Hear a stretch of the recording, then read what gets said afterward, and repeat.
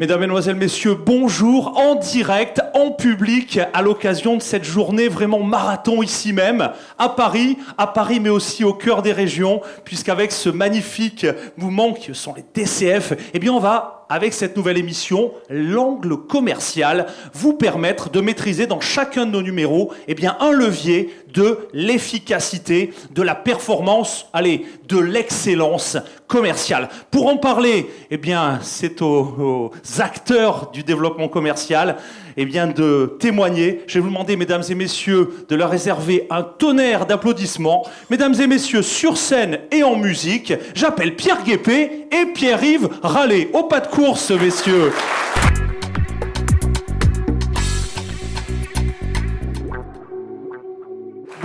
Bonjour à tous les deux. Rapprochez-vous du micro, installez-vous confortablement, même si le confort, on a peu de temps. Alors, bienvenue à tous les deux à la tribune. Est-ce que je dois les présenter pour ceux qui sont avec nous dans la salle? Pas forcément. Vous avez depuis ce matin bossé dur dans le cadre de ce concours avec des lauréats. On va les découvrir dans quelques instants. Deux invités pour ceux qui suivent et qui vont découvrir dans les jours à venir nos émissions. Alors, de gros pédigrés. Pierre Guépé, bon, vous êtes impliqué... C'est la 54e édition, je n'ose pas imaginer que vous l'avez créée, mais vous êtes bigrement impliqué dans ce concours national de la commercialisation, 54e édition. Et puis alors, si j'ai bien compris, j'ai un long cursus, mais vous êtes l'infatigable promoteur de vraiment la fonction commerciale au sein des institutions, des relais. C'est comme ça qu'on peut vous caractériser? Oui, c'est gentil, mais je m'inscris dans le mouvement. C'est-à-dire j'ai des prédécesseurs et j'aurai des successeurs. Mais ce qu'il faut, c'est garder la même dynamique chaque année. Et nous avons eu cette année un très bon CNC grâce à notre partenaire ISS. Alors ce CNC, on en dira encore quelques mots. Le sujet de l'émission du jour, c'est vraiment le cross-selling. On a vraiment un lien qui est logique.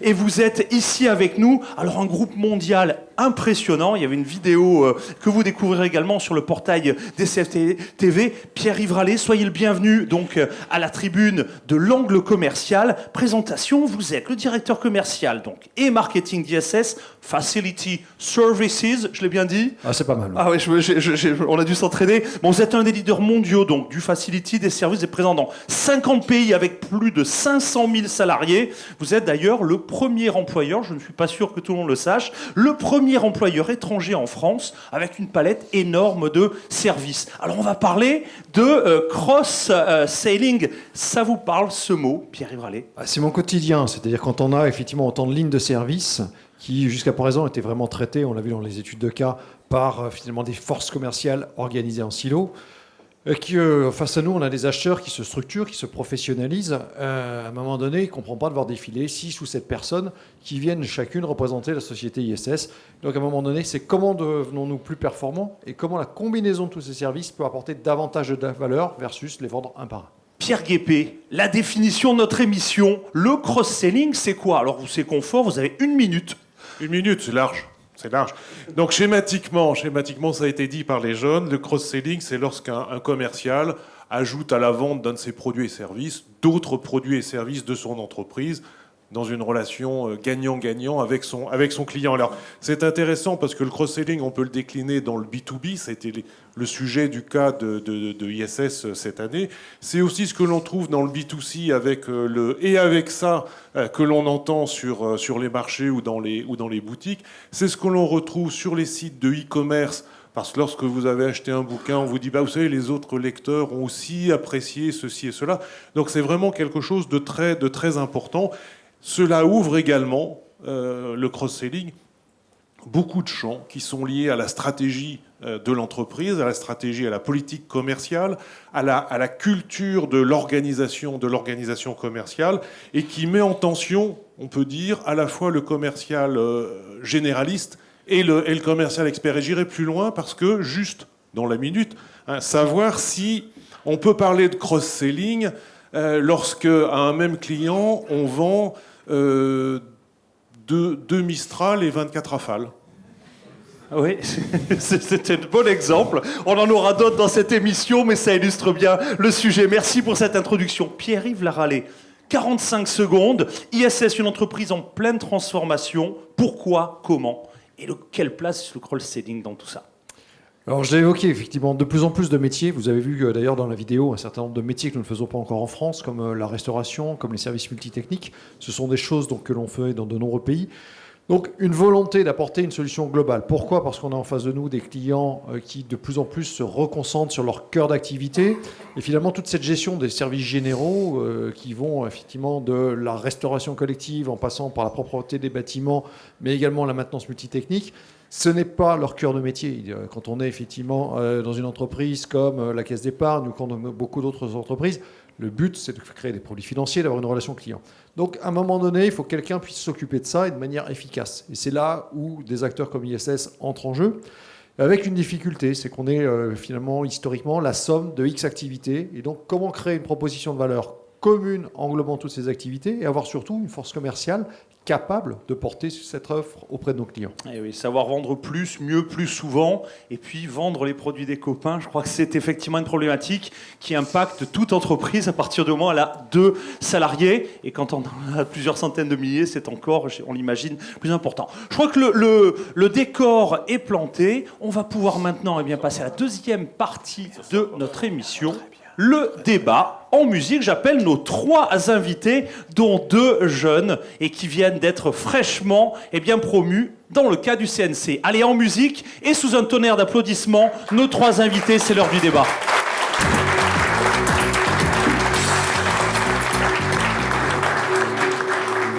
À la tribune, Saïm M. Khalef, bonjour. Vous êtes directeur associé, directeur de projet au sein d'Accor Consulting. En 4 secondes, Accor Consulting, qu'est-ce que vous faites au quotidien ?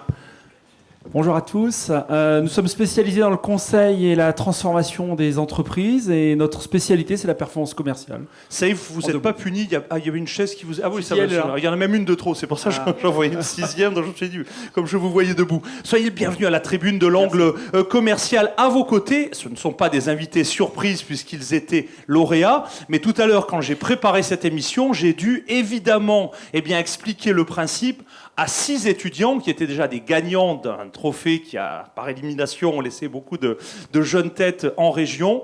Et sur les 4, il n'y en avait que 2 qui allaient être à la tribune. Ils sont avec nous. Je crois qu'on peut à nouveau et en direct, pour ceux qui suivent notre émission, les saluer. La valeur n'attend pas le nombre des années. Clémence Godino, soyez la bienvenue. IUT La Rochelle, c'est bien ça. Rapprochez-vous du micro, parce que là, on vous entraîne pas dans la salle et encore moins au loin. Oui, c'est ça. Dernière année ?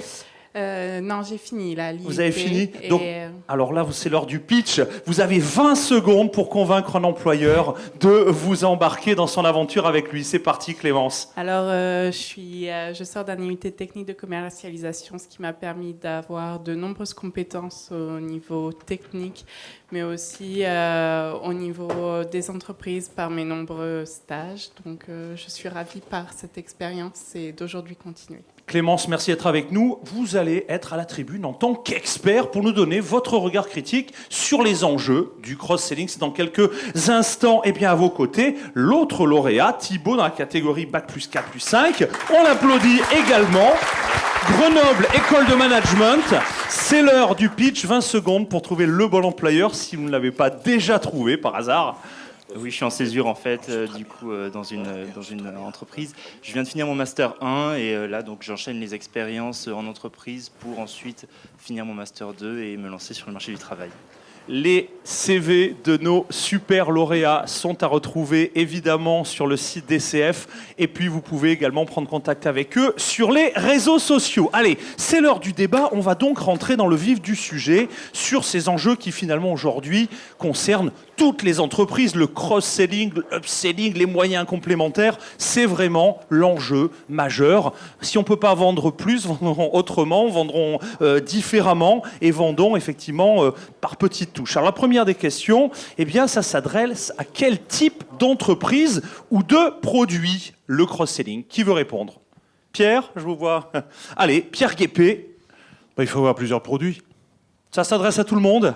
Ça s'adresse à tout le monde, puisque je rencontre un client, je vais lui vendre les produits que j'ai à ma disposition. Historiquement, même, je pense au VRP qui rencontrait son client et qui allait chercher des cartes qui correspondaient aux attentes de son client. Là, c'est au niveau d'une entreprise. Une entreprise où il y a un seul salarié, un consultant indépendant. Il peut faire du cross-selling avec d'autres partenaires dans d'autres univers professionnels. Ça y est, je vous vois Oui, acquiescer. tout à fait. Je pense que toutes les entreprises qui ont une problématique de conquête commerciale doivent faire évoluer leur modèle de vente vers le cross-selling. On le voit avec pas mal d'entreprises leaders qui sont françaises d'ailleurs, qui ont très vite compris que l'intérêt était déjà de maintenir les clients actifs avant d'aller chercher de nouveaux clients, et ça passe forcément par une approche cross-selling. Pierre évoquait dans les entonnoirs de conversion des sites web, on est en fin de vente et puis d'un seul coup on voit apparaître un petit tiens, au fait vous voudriez pas m'acheter ce petit truc en plus, ou les gens qui ont acheté tel produit, etc. Ça c'est un exemple qu'on a tous en tête dans la vie virtuelle. Dans la vraie vie, celle où on est en transaction commerciale active, on a un client, etc. Comment ça se matérialise? Est-ce que le cross-selling, on l'imagine bien de manière digitale, dans la vraie vie, ça se traduit par quoi le cross-selling? Pierre-Yves Rallet. Je pense que c'est avant tout une question de comprendre les besoins du client. Parce que si vous êtes effectivement ce que j'appellerais peut-être le vendeur de soupe, c'est-à-dire vous êtes là à pousser des produits sans avoir à comprendre si le client en avait besoin, je ne suis pas sûr que vous vendiez plus. C'est parce que vous avez ouvert la porte peut-être avec un premier produit qui répondait à une demande immédiate d'un client, mais en essayant d'en pousser plus, vous n'apportez rien. Si vous comprenez les besoins du client, effectivement, c'était dans une des présentations, revenir sur les besoins fondamentaux du client, à ce moment-là, vous voyez ce qu'il faut aller chercher dans votre catalogue de produits de manière à lui apporter une solution. Et c'est vraiment tout ce qu'il faut construire. Et quand on parle des sites web tout à l'heure qui effectivement mettent en avant un certain nombre, derrière ce sont des algorithmes, ce sont des capacités de calcul qui savent effectivement par des analyses statistiques extrêmement poussées que si vous avez acheté tel livre, vous avez peut-être aussi envie d'acheter tel disque ou tel autre. Donc finalement, on va demander à nos commerciaux d'avoir quelque part cet ordinateur en eux, cette fibre, pour comprendre le besoin et apporter la solution. On s'est souvent focalisé dans les cours de marketing, dans nos écoles, sur les parts de marché. L'enjeu du cross-selling, c'est quoi? C'est l'enjeu de la part de client, finalement, de comprendre le client pour remplir les cases. C'est ça l'idée? Alors, Pierre, je vais laisser oui. quelqu'un Pierre-Yves. compléter. Ceux qui ont inventé il y a longtemps le cross-selling, ce sont les banques. On est ici dans une banque. La première chose que cherche à vous faire quelqu'un qui possède un compte bancaire, c'est de vous faire prendre un crédit immobilier chez eux. Parce qu'ils savent qu'à ce moment-là, vous êtes parti pour des années et des années. Ils nous veulent du bien, donc ils nous gardent longtemps. Mais voilà, un des enjeux aussi, c'est de fidéliser le client derrière. Fidéliser le client. Le mot-clé, c'est fidélisation, pour vous, le gros mot, si je peux dire. Pierre? Oui, je voulais rajouter simplement dans la grande distribution la notion de catégorie manager. Le category management avec la création des univers pour ce qu'une personne, aux fêtes de fin d'année, puisse avoir à portée de main du foie gras, du sauterne, des toasts, etc. Il ne se promène pas dans tous les rayons. Donc on retrouve le cross-selling vraiment dans tous les domaines. Aussi. Le merchandising, ça en est finalement une forme. Je vois qui essaie, nos jeunes... Clément, si vous voulez rajouter quelque chose, allez-y. L'exemple, par exemple, de l'entreprise Ikea, où il y a un circuit à suivre et à se diriger, qui permet de développer le cross-selling. Ouais, c'est un bel exemple.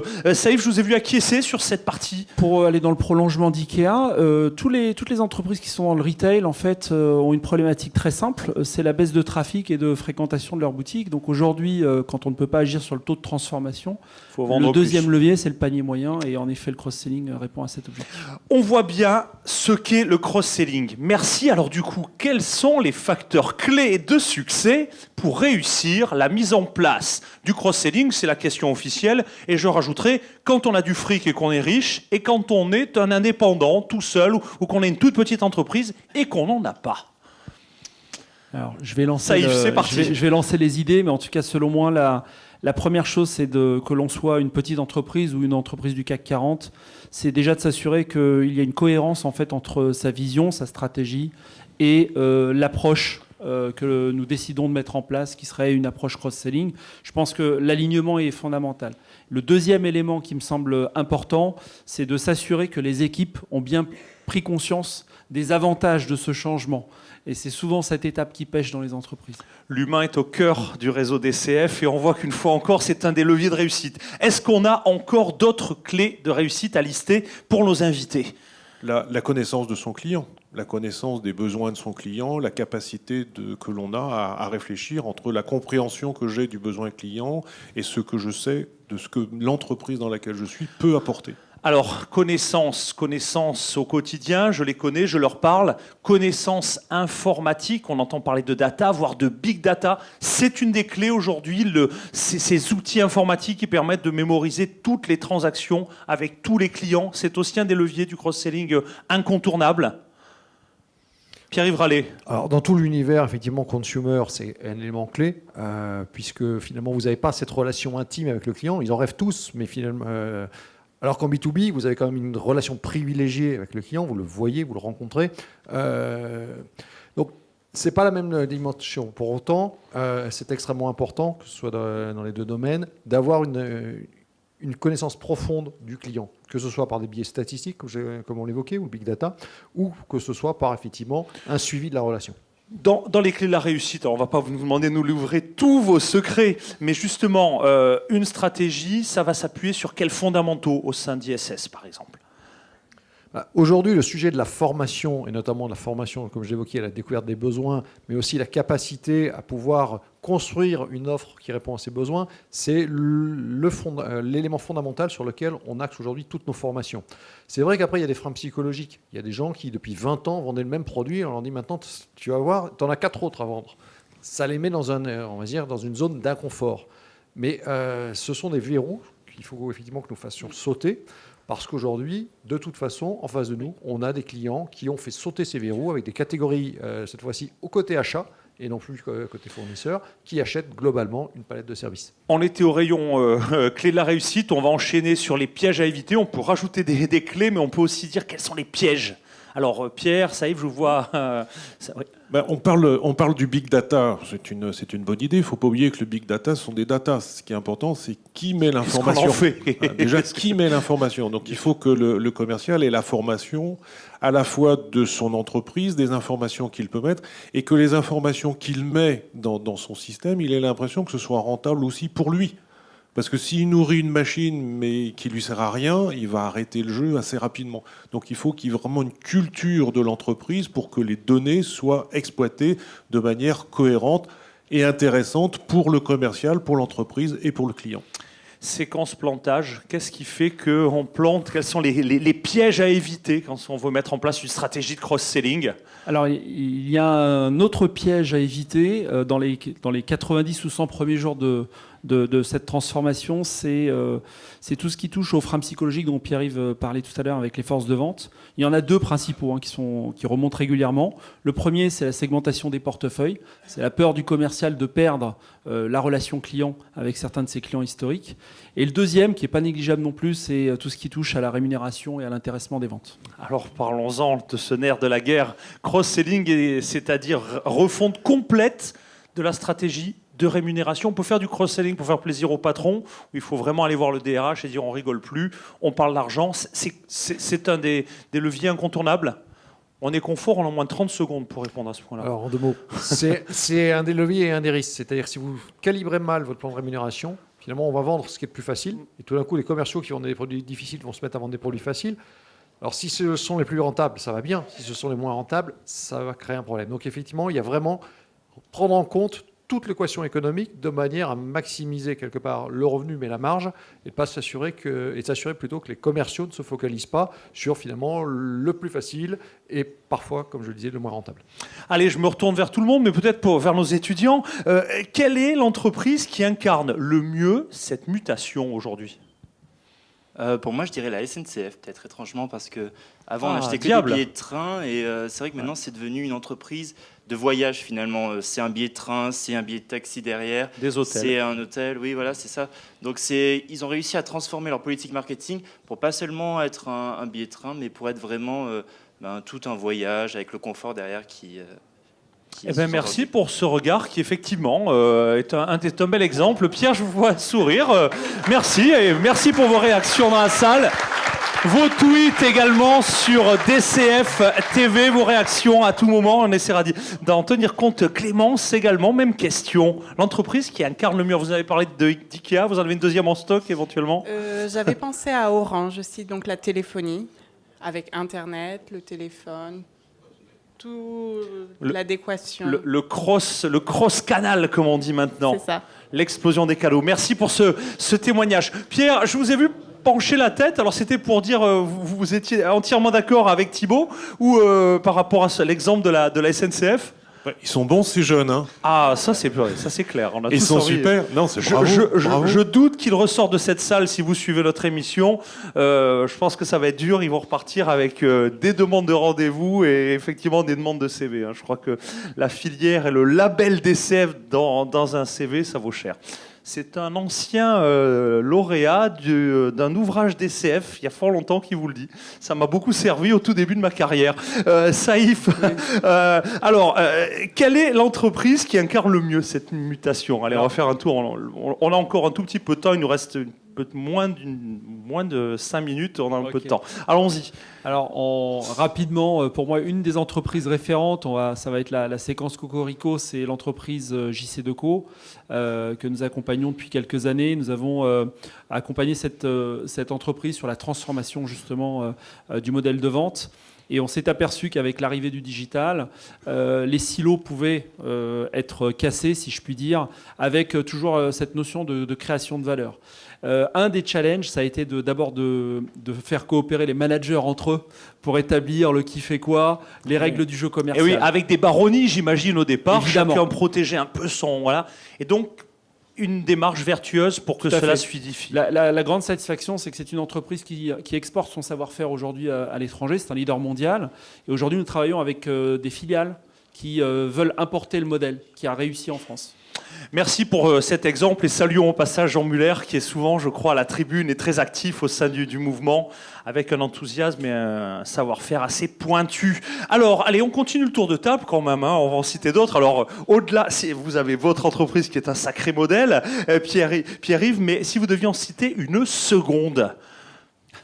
Question piège. Alors, je citerai une banque, je ne sais pas si je vais pouvoir citer un concurrent ici, alors je ne vais pas le nommer. Ça ne sortira pas de cette salle et du reste de voilà. la blogosphère.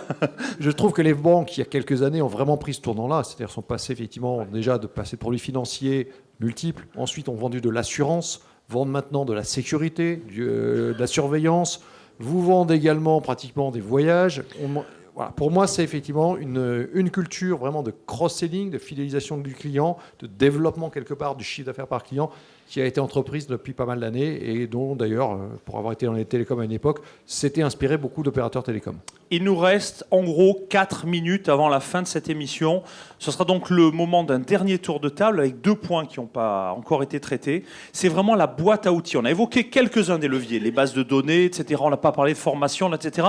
Est-ce qu'on peut, de manière très opérationnelle, très pragmatique pour nos invités, connaître de manière exhaustive la boîte à outils de la réussite en matière de cross-selling? Et une dernière question, effectivement, comment on optimise son organisation commerciale lorsqu'on met en place ces outils? C'est le dernier tour de table et on commence avec nos jeunes têtes. Clémence. Alors, peut-être la découverte client lors de la négociation, bien préparer ces questions pour bien analyser les besoins des clients en fonction de notre marché et sur des besoins actuels. Outil indispensable, un référentiel avec les objections, les avantages, Exactement. pour que, évidemment, les anciens connaissent tout ça, mais les jeunes se les approprient plus vite. Merci de cette contribution. Suite des contributions, la boîte à outils, quand on va arriver au bout, ça ne va pas être simple de compléter. Thibaut. Moi, je dirais une politique marketing efficace qui justifie notre cross-selling justement et qui permet vraiment d'attirer le client vis-à-vis de ça. Les meilleurs commerciaux auront du mal à vendre une mauvaise offre. Merci de le rappeler dans ce tour d'horizon. Allez, on continue. Allons-y, oui, Saïf. Je continue, comme ça je ne serai pas le dernier. C'est la peau le chagrin après. Ouais. Non, simplement j'ai un retour d'expérience. Ce sont les plateformes collaboratives et de formation en ligne, puisqu'on s'est aperçu que les ventes croisées sont facilitées auprès des équipes de vente, notamment quand elles sont délocalisées. Les plateformes collaboratives permettent également d'améliorer le business transverse. Merci. Plateforme collaborative à mettre dans sa hotte. C'est bientôt Noël, donc s'il faut investir, quelques outils supplémentaires. Pierre. Oui. Un outil supplémentaire et l'impact sur l'organisation. Mais je dirais, aujourd'hui, l'outil dont on parle, c'est le CRM. Parce que c'est le CRM qui est vraiment l'outil ad hoc pour ceci. Et dans ce sens, la taille de l'entreprise joue contre elle quelque part.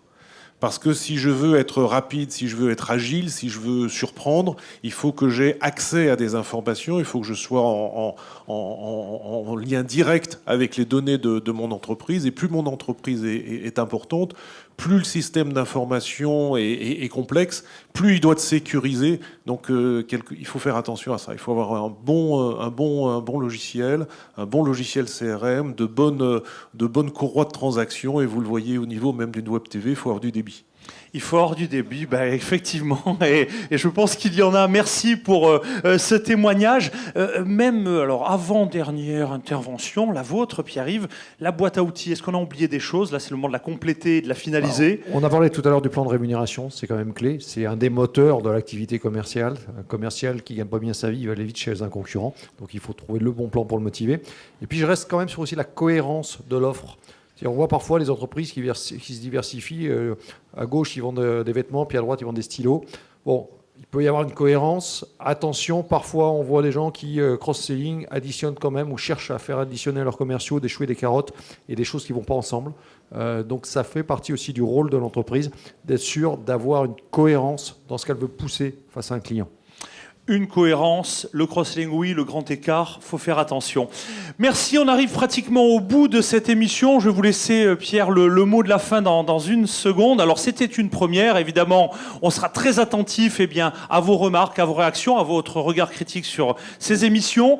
Ce soir, un deuxième direct, ce sera Thierry Wathelet, vous le connaissez, et il est évidemment très aguerri à l'exercice, qui animera cette seconde émission en direct, en public. Pour ma part, la troisième émission, elle se déroulera en région. Vous pouvez déjà noter dans vos agendas, ce sera à 14h précises, on sera à Toulouse. Évidemment, on va vous parler de performance commerciale dans le milieu industriel. Prenez date, en direct, en public. C'était la fin de l'angle commercial.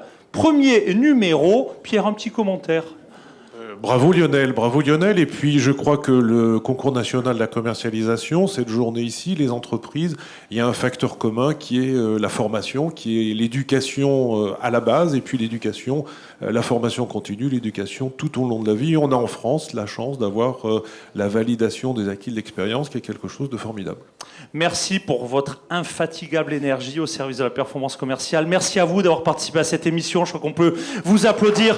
Merci à vous d'avoir assisté nombreux à son enregistrement. À vous qui allez les suivre, j'espère, régulièrement. À bientôt à l'antenne de l'angle commercial. Au revoir.